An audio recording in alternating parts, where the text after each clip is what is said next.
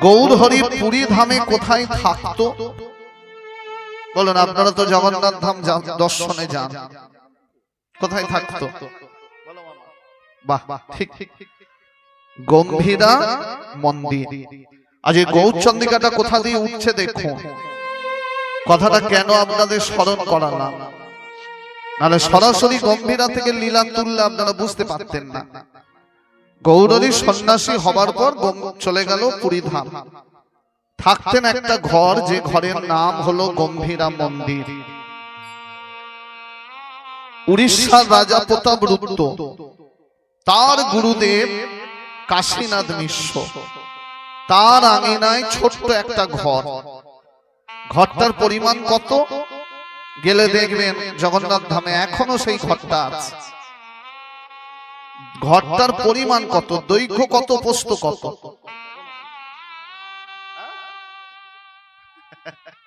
শুনে নিন, দৈর্ঘ্য 3.5 হাত, প্রস্থ 3.5 হাত, মানে লম্বায় 3.5 হাত, চওড়ায় 3.5 হাত।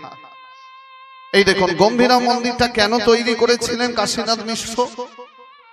দেখবেন এখনকার দিনে কারো বাড়ি যদি 10 কেজি সোনা থাকে, বলবেন, উত্তর দেবেন, বলুন তো সে শান্তিতে ঘুমাবে না ঘুমাতে পারবে না? কেন পারবে না?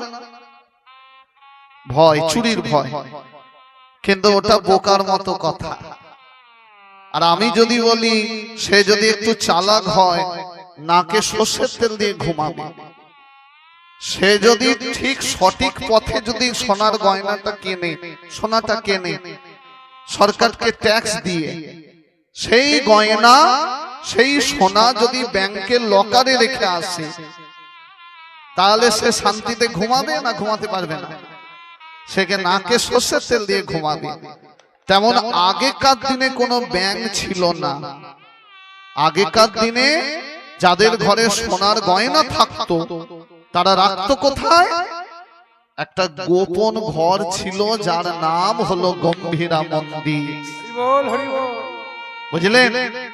যখন কাশীনাথ মিশ্র শুনল গৌরহরি সব ছেড়ে দিয়ে আমাদের উড়িষ্যায় এসেছে, তখন কাশীনাথ মিশ্র চিন্তা করলো যে এই সোনা রেখে লাভ নেই, সব বাইরে বার করে দাও, গম্ভীরা খালি করো, আমি আসল সোনা পেয়ে গেছি।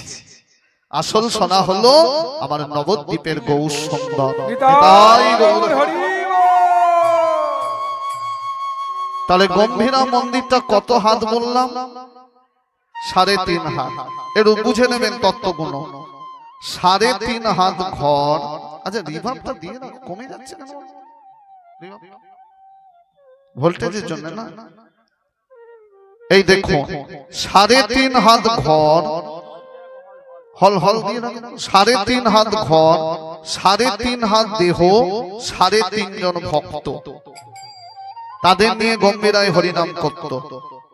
3.5 হাত ঘর মানে কি বুঝিয়ে দিলাম? লম্বায় 3.5 হাত, চওড়ায় 3.5 হাত। 3.5 হাত দেহ মানেটা কি?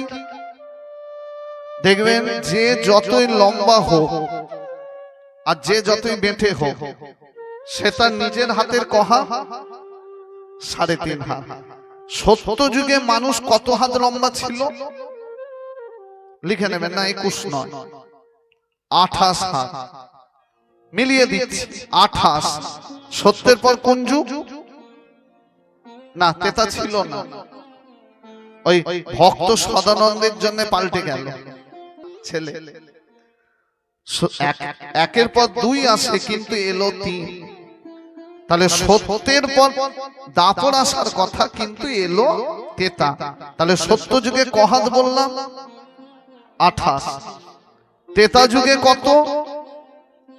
না, 28-এর অর্ধেক, 14। দাপর যুগে কত? তার অর্ধেক, 7। কলিতে তার অর্ধেক। বললো, হিসাব মিলল? তাহলে 3.5 হাত ঘর, 3.5 হাত দেহ, 3.5 জন ভক্ত, এদের নিয়ে গম্ভীরায় হরিনাম করত। 3.5 জন ভক্ত কে কে? শুনে নিন, বাড়ি গিয়ে লিখে নেবেন। অনেক ভক্ত ছিল, কিন্তু এই 3.5 জনকে প্রধান ভক্ত বলা হলো, যাদের নাম হলো অন্তরঙ্গ ভক্ত, যার নাম 1 স্বরূপ দামোদর, 2 সিকি মাহাতো, 3 রায় রামানন্দ। আর অর্ধেকটাকে এই সিকি মাহাতের একটা ছোট বোন ছিল, যার নাম হলো মাধবী দাসী। যেহেতু তিনি নারী, তাই শাস্ত্র তাকে অর্ধশক্তি বলল। হলো? এবার বলি মায়েরা, তাহলে কলিযুগে মানুষ কত হাত লম্বা? বাহ, 3.5।